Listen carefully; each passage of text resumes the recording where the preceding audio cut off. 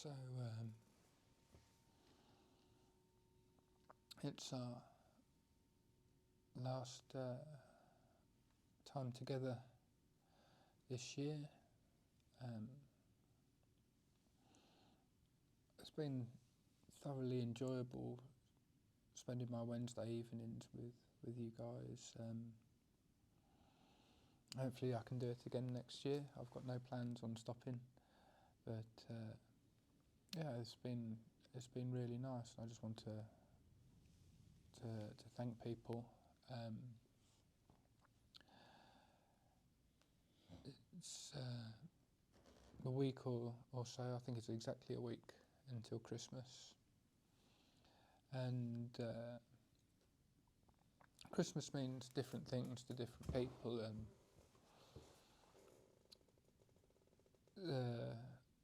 Jesus, the historical figure, is unlikely to have been born on the 25th of December. It's more than likely to be spring, and it only became, in this country, celebrated when Christianity came over here and took over from pagan celebrations, and there was a lot of politics with that, and that's why we have a mixture of different celebrations. We say Yuletide, but Yuletide is a pagan thing, and in the last 100 years or so, again, the new religion of capitalism has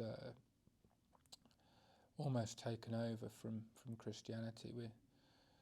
In this country, Christmas is a massive deal, and you go to other Christian countries and it isn't so much, and a lot of it can be explained with capitalism. Father Christmas used to be green and from Germany until Coca-Cola turned him red and American,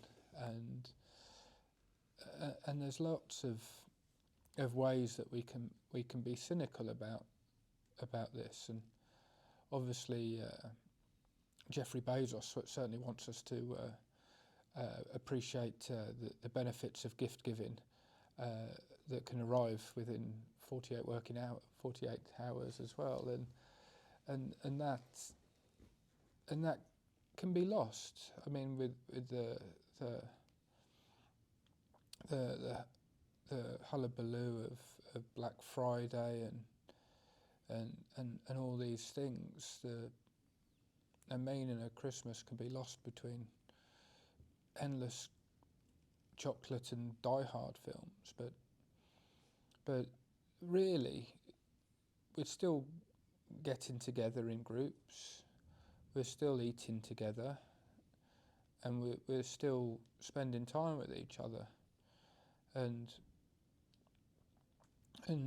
whether it's under what this pretense or that pretense, it doesn't really make a difference.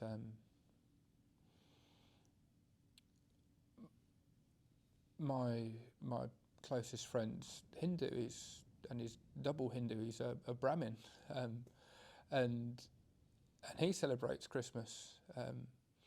He's quite quick to point out that Hindus have commandeered Jesus as well, because they quite liked his teachings. So he's and he said that we've got loads of gods. One extra prophet doesn't matter, and he celebrates Christmas. And I go around, and next to the shrine there's a Christmas tree, and it's nice, and they don't feel that there's any cognitive dissonance, and that's all. Yeah, so if, like, with the cynicism that can come with an overtly capitalist celebration of receiving gifts, I think we're deep down, it's an easy excuse for us to celebrate what we actually appreciate on the inside, and it's hard for us to be overly nice to people and tell the people that we love them. It's hard to say that to our auntie without it being Christmas, and it's a nice convenient excuse for us to get together, and I think that's what I'm looking forward to over this break, and that Christmassiness is certainly what Jesus would have taught. That kindness, that compassion for others, that thinking of others, and getting together, and meal times have always been special for all cultures, and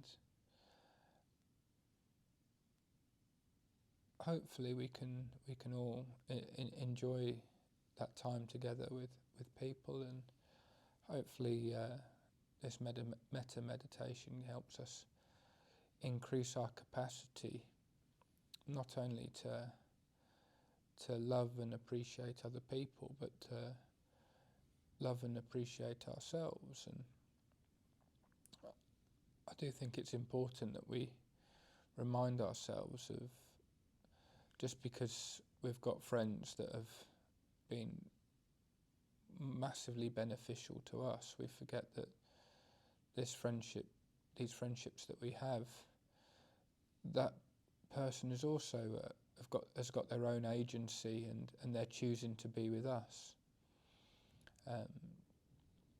I almost felt like apologising to a friend of mine that I forgot to tell him I was coming round to his house on Friday, and he didn't even notice that I forgot to ask him, but instead he invited me out for a meal on Friday, and that's why he wanted to just check the plans. And we forget that we're not a burden on other people. People are choosing to be with us, and people are choosing to be with us for a reason, and it's nice to be able to have that capacity to feel loved. And I always feel for myself that the emotions of love that I have for other people are almost greater than my capacity to receive that same love. The intensity that I love other people, I forget that other people would have that same intensity for me. So metta meditation and the way I'm trying to do metta meditation now is a way for me to increase my capacity to receive kindness, and to believe it when people tell me they love me and tell me they like being around me, and I feel that is a practice that we do need, is something that we do need to practice to increase our capacity, and it's for our own enjoyment as much as the people around us, and the more we can do that, and the greater our capacity for that is during our meditation, hopefully it makes us kinder, nicer people in general, which is always a good thing. And hopefully some of that made sense, because it was all very much off the top of my head, and I forgot I had to talk. Even after I rang the bell, I hadn't got anything to say, so hopefully some of that was nice and made sense. So, Anamodana Sadhu, thank you everyone for coming for a whole year. Thank you.